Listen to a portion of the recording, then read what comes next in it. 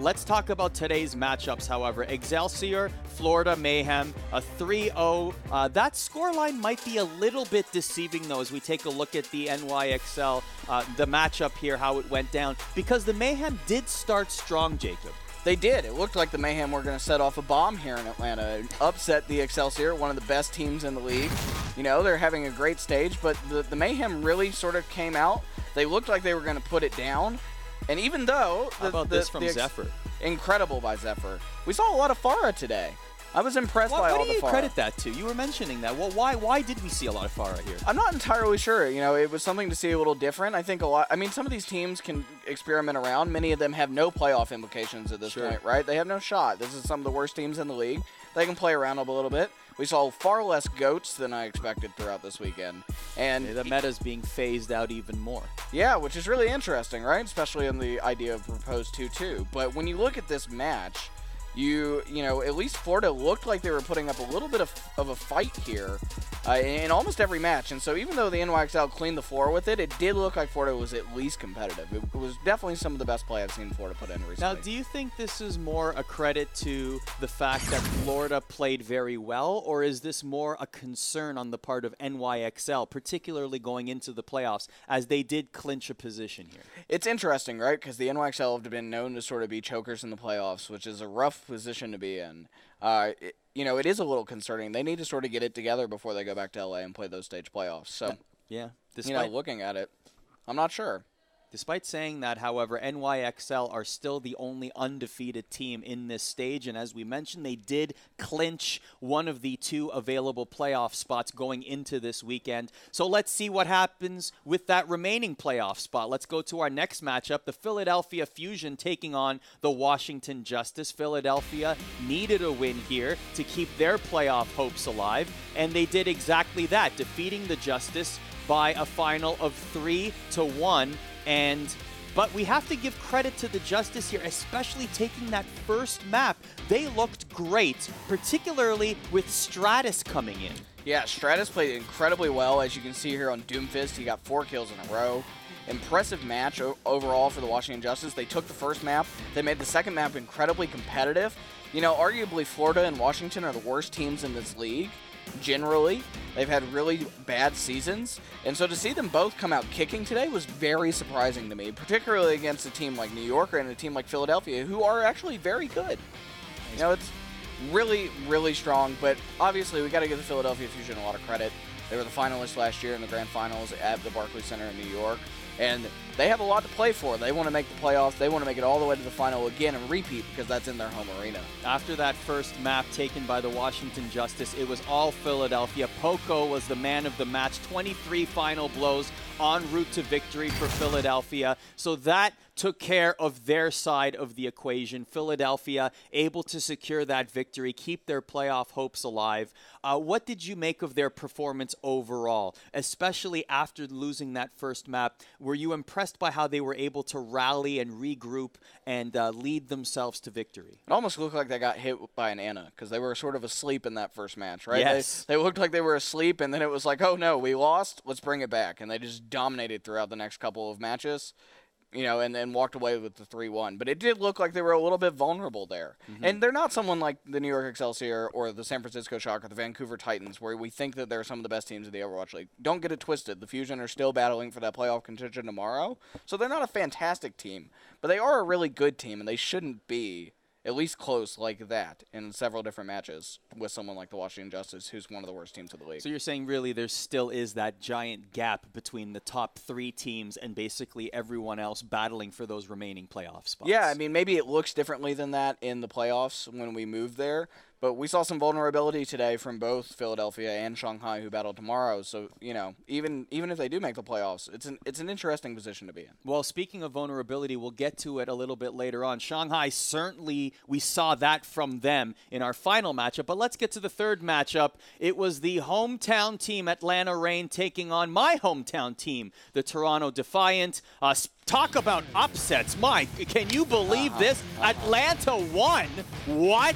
How on earth could that have? I mean, Toronto must have let them win. Wow. I'm not going to pull out the Thundersticks again and slap them in your ear. However, it's very tempting. But yeah, I mean, the Atlanta This was Reign, awesome. I loved this entrance. I can't say it enough. Kudos to the Atlanta planning. There's DeFran, who we didn't know. We thought just a mascot there. And actually, you can see me in that shot there. I'm actually in the crowd watching this because I was enthralled by it all. But then we got to the highlights, and honestly, it was a hotly contested matchup. Particularly in this first one, Atlanta took that map, but then Toronto came back pretty quickly. some impressive Farah from Mangachu again. Again, we've seen some good Farahs today. Overall, though, both of these teams, they were at the same match score, and so it's interesting to look at them and sort of see who's better, right? This is a matchup, but a lot of people I talked to thought the Atlanta Reign would win today, not just because they're in the hometown crowd, but because they look like they're getting a little bit better. The Toronto Defiant just brought in Mangachu. There's a little bit they have to reduce part of their synergy. They're still working on it. And so I think the Atlanta Reign are definitely the better team. They won that today. And, these teams they're similarly footed. Right. Massa with a great performance as well for Atlanta. Really one of the bright spots that really popped off in this contest. Yeah, and I mean, Logix has been having sort of a good couple of games, and he was not terrible this match. No. He didn't perform as well as I expected. If he would have performed as well as I expected, maybe Toronto won this, but... Perhaps one of the big Toronto storylines going into this was just the different composition of the roster, right? Mangachu Logix wasn't even in the Overwatch League to start this stage or start this season, right? So the fact that he has a spot here and has been looking good, definitely looked good last week against Houston, and now here he is, maybe not his best game, but still Atlanta, for all joking aside, definitely deserved this victory here in front of the hometown crowd. And I will say, for all the talk that we had at the top of the program, talking about the crowd and maybe how they weren't as engaged perhaps as the Dallas crowd in that homestand, during this matchup, they certainly supported their hometown team, which is very interesting because we talked about this on the pre-show. Just the fact that Atlanta is in a bubble in terms of Overwatch League teams, right? It's not going to be a lot of people that are traveling to Atlanta for this homestand because there aren't any cities really within driving distance. So the fact that Atlanta fans came in full force, you saw a lot of jerseys, Atlanta Reign jerseys in that audience. Yeah, Pokepo and DeFran and all of these various different players that have been on this team that are really famous. Those are the guys that we saw jerseys walking around that show for. I do think, even though today was the match of the week for Atlanta, and for the league, I do think tomorrow may be a little bit more hot when they play the Florida Mayhem, because I do know there are Florida fans that drove here that support that team, and so maybe this is a little bit more contested. It'll be interesting to see. It is a 10-hour drive from Miami, and yes, it is indeed hot Atlanta, being 91 degrees Fahrenheit outside. Luckily, there's an air conditioning unit directly above us right now that is nicely, gently giving us that cool air that allows us to not get sweaty on this set. So thank you very much to the Cobb Energy Center for placing us in this exact position. Thank you. You are terrific. Let's get to our last matchup. Shanghai taking on Guangzhou. Guangzhou's playoff hopes essentially dashed with Philadelphia winning their matchup. So they were looking to play the role of spoiler, and spoiler alert, they did. They did in spades. They, in fact, took a 3-0 lead in the victory going into that fourth map. And how impressive. Happy, a 48% critical hit accuracy. Are you kidding me? Yeah, this is a really impressive match from Guangzhou.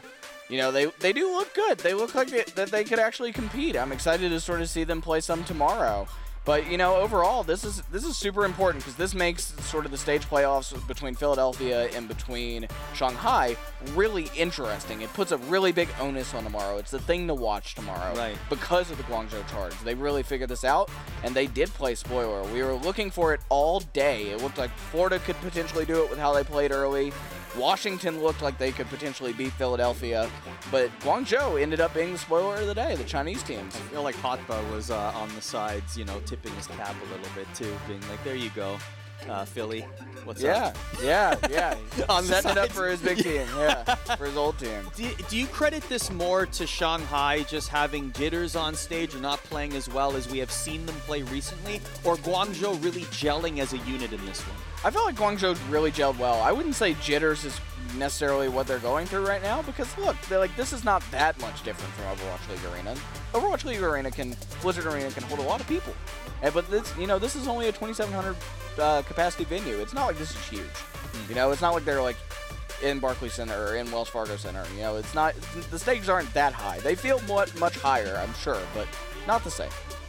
So as a result of this, and you're going to continue to see right here that the Shanghai Dragons just could not keep up with Guangzhou in this matchup, so Guangzhou takes the victory. Unfortunately, their playoff hopes ended with Philadelphia's victory. So tomorrow, that means we are on a collision course for that final playoff spot. The first matchup of the day on Sunday will be Philadelphia taking on Shanghai.